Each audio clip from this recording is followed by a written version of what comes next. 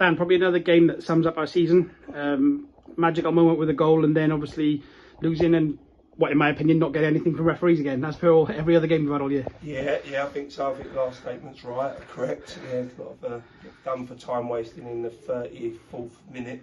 And then their lad takes probably 2 minutes to take a throw on and doesn't even get a warning, so that's just ridiculous, isn't it? And something we have to talk about and something we have to report, because nothing to do with the game, but it just don't make sense, does it? And it has to make sense. And in terms of the game, I'm disappointed because, you know, I can accept the first goal, maybe that looks like a great strike and a well hit shot, but second goal's come from a set piece and didn't win the first contact, and then we haven't shown enough still to sort of keep it out of our goal for the second contact, and obviously to lose to Worthing, who are a really good team at the top of the league for a reason, to a set piece is probably disappointing. And I can't fault the boys. I thought they give everything in terms of our shape and our discipline, and very hard to go after Worthing and press and hurry and squeeze after them, so we had to play a little bit more of a deeper game and a compact game, and I thought the boys executed it really well and limited them to hardly any real chances. I don't think James has made a real save in the first till the first goal probably, so I think full credit to the boys. And I'm disappointed because we've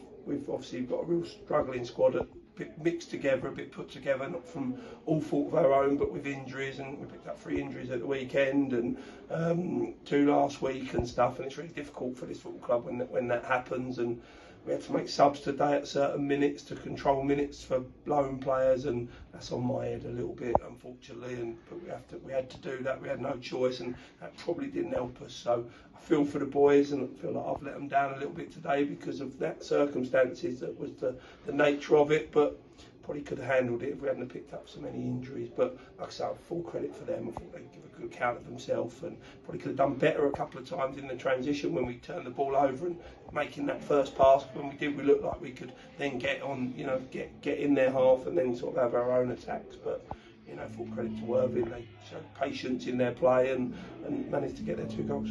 Obviously, in regards to our goal, great strike from Aveley. Yeah, brilliant, isn't it? Yeah, I said to the boys, you have to run hard and be brave, and Jackson's run hard and challenged the goalkeeper, and Alfie's managed to get himself close enough to get around the second ball and then executed it really well, didn't he? And you know, great finish. But if you don't make the hard yards to get close to Jackson's run and then get close to Jackson, you probably don't get the second ball. And I thought the boys did make the hard runs today, and I think that's something we can never fault their effort. We can never fault their endeavour and their running power, and they do work really hard for the shirt, and they probably haven't quite got the rewards that maybe that hard work deserves. But like I say, that's the nature of it, and we just have to deal with that.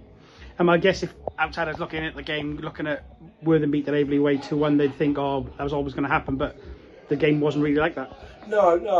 Yeah, like I said, I always felt we were going to struggle. You know, I think you showed in the last 5 minutes when we went after them a little bit, trying to get ourselves a goal, how well they could play under pressure and how well they could sort of break you, and end up us pressing them in their box, and then the next thing they're in our box and going the other way. So if we did that for 90 minutes, it'd be really tough for us to try and get ourselves stay in the game, and we're probably not in a position to do that as a football club. And to be fair, you know, you look at our bench today, was like Tyrese come on and Warrior, but his knee's hanging off, and Brooklyn's foot's hanging off, and a couple of young lads coming in, never met the squad before, coming in, the QPR boys coming in, and we just ended up with a little bit of a untidiness, not all fault of our own, unfortunately, and it sometimes happens when you're down the bottom, and you know, players we can sign and what's available. But like I say, I can't fault them for their endeavour and their hunger and their fight to try and win a game of football. And you know, I think you look at Bournemouth and you look at Worthing, and to lose to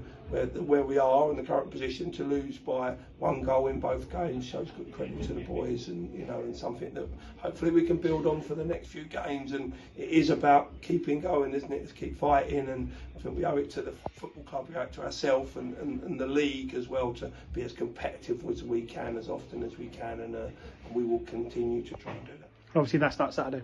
Yeah, start Saturday. Obviously, another tough game. You know, don't get much harder than Bournemouth, Worthing, and then Eastbourne, 3 full-time teams. You know, with lots of resources and lots of squads. But you know, the boys are disappointed, and I like it that they're disappointed because it shows they're hungry still to try and win games of football. And we haven't been able to quite do that tonight, but we get another chance and another challenge at Eastbourne on Saturday, and hopefully a couple of bodies back, hopefully a a couple of bodies available for 90 minutes as well, and that might help us. Cheers, Dan. Thank you.